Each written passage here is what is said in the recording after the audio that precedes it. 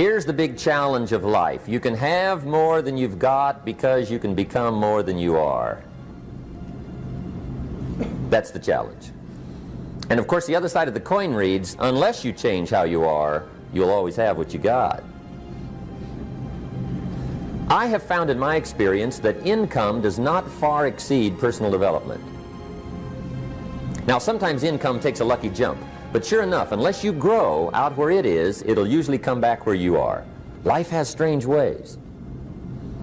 If somebody hands you $1 million, best you become a millionaire quickly, so you get to keep the money. Otherwise, sure enough, it'll disappear.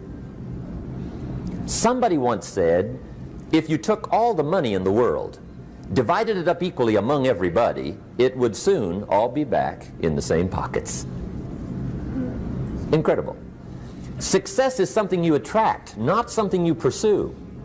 Success is looking for a good place to stay.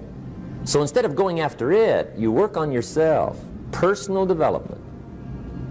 See, the major question to ask on the job is not what are you getting? The major question to ask on the job is what are you becoming? See, the big question is not what am I getting paid here? The big question is what am I becoming here? Because true happiness is not contained in what you get. Happiness is contained in what you become. So that's our major subject for tonight, personal development. Of all the assignments Mr. Schoaf gave me at age 25, this was probably the most difficult. In fact, I'm still working on this one. I think it's an unending challenge to see what you can become. The next subject is called Basic Laws. And it's good to study the basics. And I call these basics primarily because they come from the Bible. Now, I'm not a theologian or a minister, and that'll be apparent. But Mr. Schoaf taught me that the Bible was a good textbook for ideas and stories and success equations, how to live the better life. I found out that was true. He also taught me that the Bible is as practical as it is spiritual, and I found out that's true. If you look at your bank account and your income and you're not happy, there are several places in the Bible to check to see what the heck's wrong so you can make the changes. And we're going to cover some of those tonight, called basics. Okay. The next subject is my favorite, setting goals. Mr. Schoaf taught me how to set goals. What a favor that was. One morning at breakfast, shortly after I met him, he said, Jim, let me see your current list of goals and let's go over them and talk about them. He said, maybe that's the best way I can help you get a better direction started. And I said, I don't have a list. He said, well, is it out in the car or home somewhere? I said, no, sir. I don't have a list anywhere. He said, well, young man, that's where we got to start. He said, I can tell you right now, if you don't have a list of your goals with you, he said, I can guess your bank balance within a few $100s. Which he did. And that got my attention. I said, you mean my bank balance would change if I had a list of goals? He said, drastically. That day I became a willing student how to set goals. And sure enough, learning how to set goals changed my life. And I often wondered why no one had ever taught me how to set goals up until age 25. I went to high school, but if they offered it, I missed it. I went to college for a year, never heard it.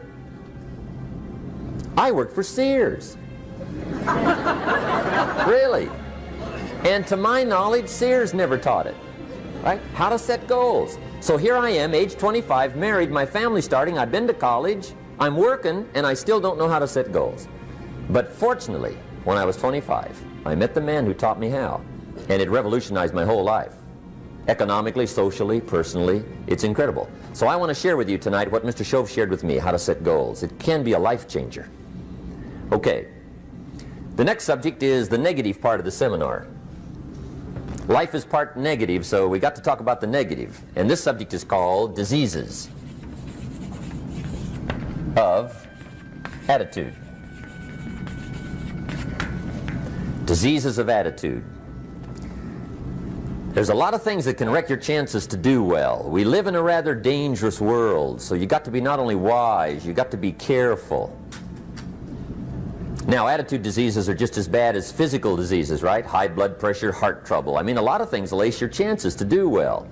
So you've got to be careful. And attitude diseases are deadly. I mean, they'll destroy all the good things you start. Okay? So we'll go through those attitude diseases, how to spot them, how to look for them, what they are, and the cure. And I'm a pro on these because I've had them all, so I can give you excellent advice on these. Now, the last subject we're going to consider tonight is called the day that turns your life around.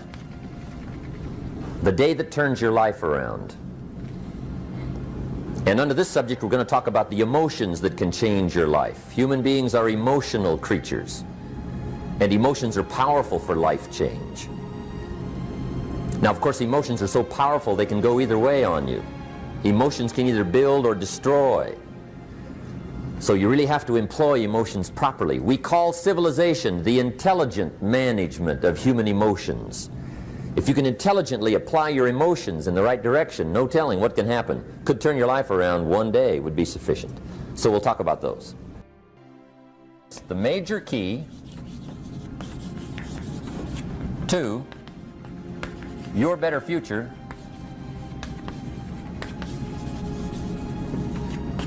is you. That's the theme of our seminar tonight. The major key to your better future is you. And I'd like to have you underline two words just to give it some added punch. Underline the word major and the word you, so that it reads, the major key to your better future is you. Now, my first suggestion is transfer this to a card or something where you can put it up, where you can see it every day. Preferably put it up where you can see it at the beginning of the day, before you go off to put the day together. This is a good phrase just to glance at, to keep in mind as you're putting the day together. It's called the silent seminar. If you'll just let this talk to you during the day, I found it to be tremendously helpful. The major key to your better future is you.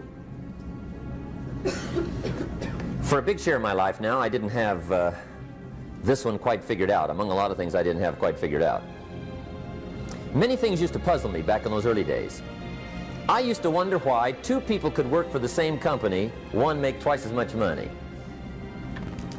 Now, see, that used to puzzle me. And maybe they were the same age, graduated from the same school, live in the same community, work for the same company, with the same products and the same services.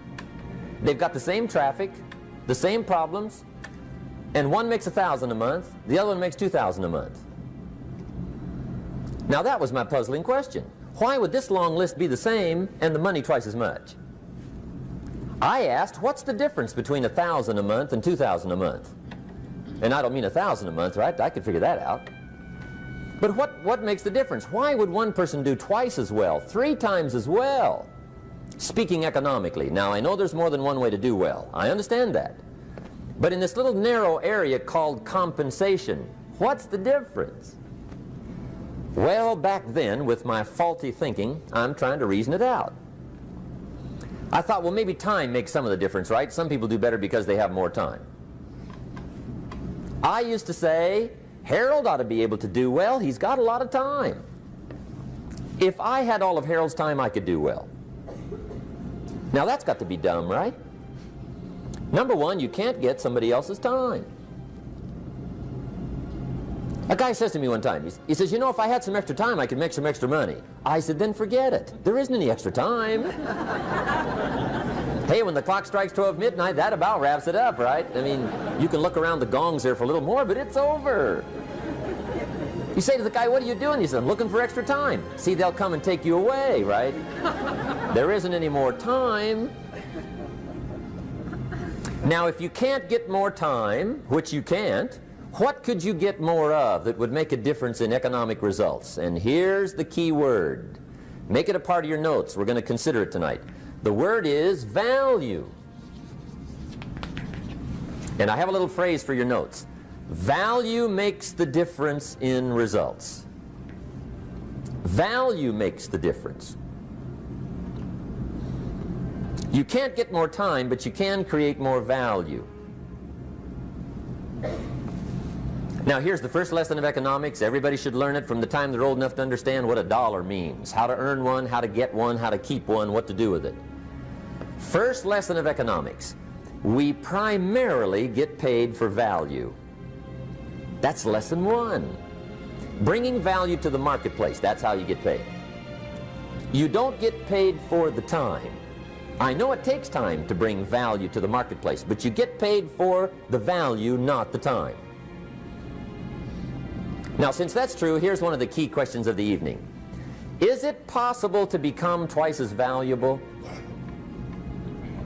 at the marketplace and make twice as much money in the same time? Could you become 3 times as valuable? Make 3 times as much money in the same time? Is that possible? The answer is yes, if. And it's always if, right? Life is known as the big if. Harry Truman once said, life is iffy. How true. And here's the big if we're going to consider it tonight. It's possible to do much better at the marketplace if you go to work primarily on yourself. And that's the theme of our seminar tonight. Learning to work primarily on yourself. People have asked me for the last 24 years, how do you develop an above average income? And the answer is, become an above average person. Develop an above average handshake.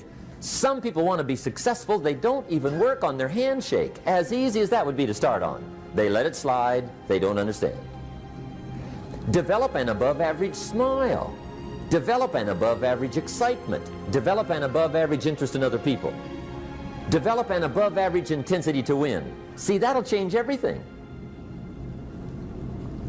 Probably one of the most frustrating experiences in life is looking for an above average job with above average pay without becoming an above average person. It's called frustration.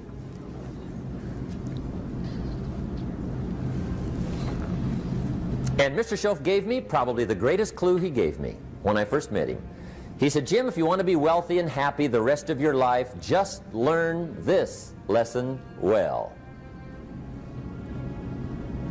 He said, learn to work harder on yourself than you do on your job.